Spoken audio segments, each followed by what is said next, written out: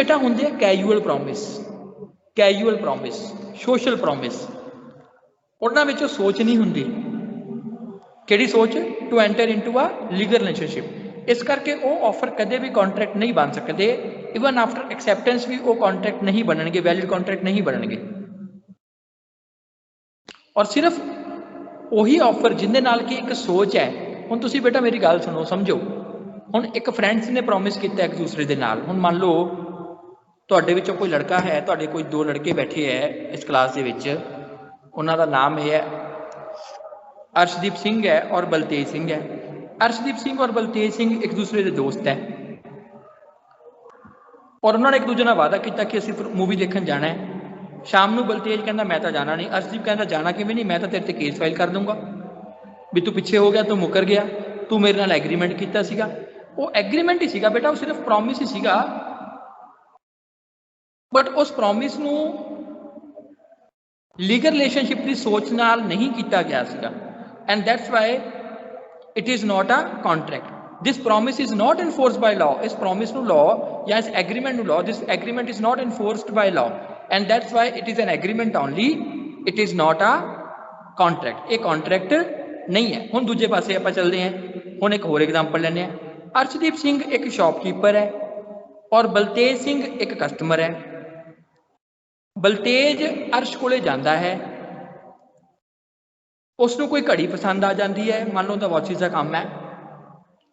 अर्श कहते, वो पूछता बलतेज पूछता घड़ी किन्ने की है जी, वो कहता जी 1000 की है। बलतेज कहता ठीक है जी, तुसीं मैनूं ये घड़ी दे दिओ। अर्श कहता हाले तो मेरे को है नहीं गी, ये तो किसी की है, तो मैं ऑलरेडी सेल कर चुकी हाँ, तुसीं 100 रुपया दे दिओ, जमा करा दिओ, मैं तुहानूं घड़ी मंगा दांगा। बलतेज कहता ठीक है जी, आ चको 100 रुपीज़ तो मैनूं मंगा दिया जी। हुण बेटा इत्थे तुसीं देखो, हुण सोच का फर्क है। अर्श नूं भी पता है कि मैं बाउंड है वॉच सप्लाई करने के लिए, और बलतेज नूं भी पता है कि मैं भी बाउंड है वॉच की डिलीवरी देने के लिए। दोनों नूं पता है ना इस गल का कि बई बलतेज की सोच ये है कि मैनूं वॉच लैनी पैनी है, हुण मैं बुक कराती है, और अर्श की सोच ये है कि बई मैनूं हुण वॉच मंगवा के देनी पैनी है, मैं भी बाउंड है। हुण सोच का फर्क पै गया ना, तो इसे सोच के फर्क नाल ही बेटा पता चल जाता है कि ये कॉन्ट्रैक्ट है या ये कॉन्ट्रैक्ट नहीं है। पहले केस में अर्शदीप ते बलतेज सिर्फ दो फ्रेंड्स है, और फ्रेंड्स होने के नाते उन्होंने एक दूसरे नाल प्रॉमिस किया है कि असीं मूवी देखण जाना है। दूसरे केस में अर्श एक शॉपकीपर है, बलतेज एक कस्टमर है।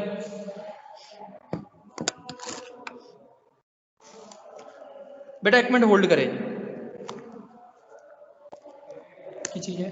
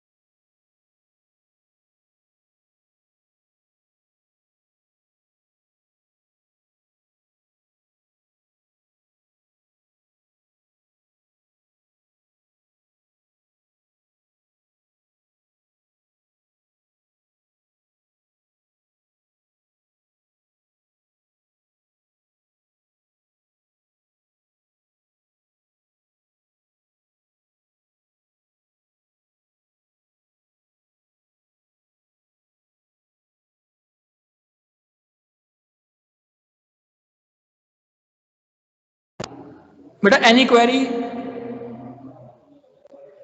बेटा मेरा म्यूट तो नहीं सी हो गया, मोबाइल मेरा म्यूट तो नहीं सी, मैं सारा एक्सप्लेन करता।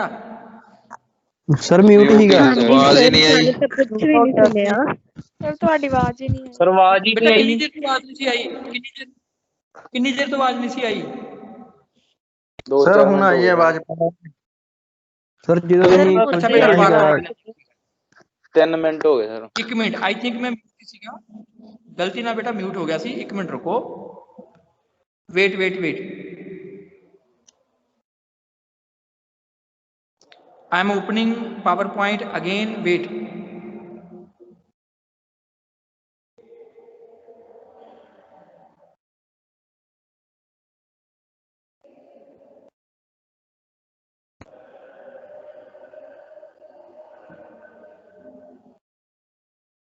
हुन तो आवाज आ रही है ना मेरी?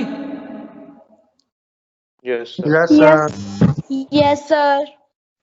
यस सर आ रही है। अच्छा बेटा ਆਪਾਂ ਇਹ डिस्कस कर रहे हैं कि what are the essentials for a valid contract. पर उस तो पहले आप एक गल समझी है कि कॉन्ट्रैक्ट लिए दो चीज़ां होनियां जरूरी है। Agreement must be enforceable by law. जिस एग्रीमेंट ਨੂੰ लॉ एनफोर्स करता है उस ਨੂੰ ਆਪਾਂ कॉन्ट्रैक्ट कहना है। इट मीनस कि सारे एग्रीमेंट्स ਨੂੰ लॉ एनफोर्स नहीं करता। जिस तरह आप देखा कि an agreement to go to a movie, या प्रॉमिस कहते हैं, a promise to go to a movie between two friends is not enforceable by law. और अगर ये लॉ द्वारा इन्फोर्सेबल नहीं है, it is not a contract. So सारे agreements, all agreements are not enforceable by law, only those agreements which are enforceable by law are valid contract. ठीक है जी। तो हुण आपां सोचण च पै गए भी भाई लॉ किहड़े-किहड़े एग्रीमेंट्स नूं इनफोर्स करेगा। ठीक है, तो उनके नाल रिलेटेड एक सैक्शन है बेटा, section 10।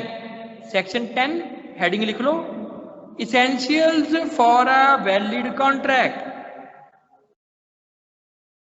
Essentials for a valid contract.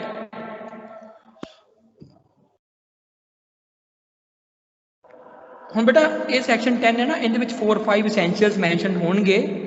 वो इसेंशियल्स ਆਪਾਂ नैक्सट क्लास में देखांगे।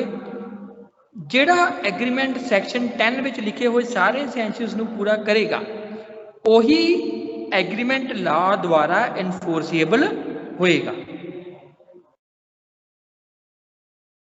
और अगर कोई एग्रीमेंट सैक्शन 10 ਵਿੱਚ जो लिखे हुए है इसेंशियल्स उन्होंने पूरा नहीं करेगा, देखो तुहाडे स्लाइड आ गई, देखो मैं की लिखा है, all agreements are not enforceable by law like an agreement.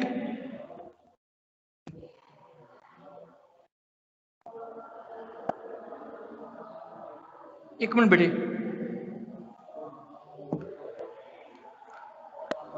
All बेटा पावर पॉइंट किसी कारण बंद हो गई है, चलो आप कल कंटिन्यू करांगे।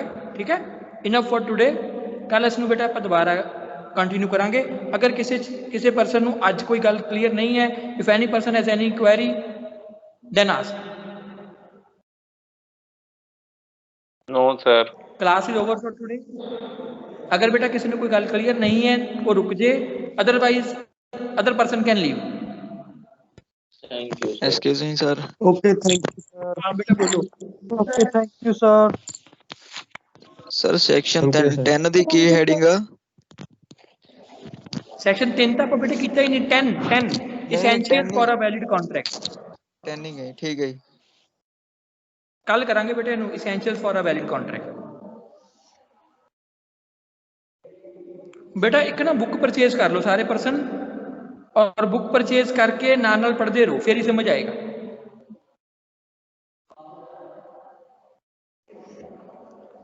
Any other person who has any query?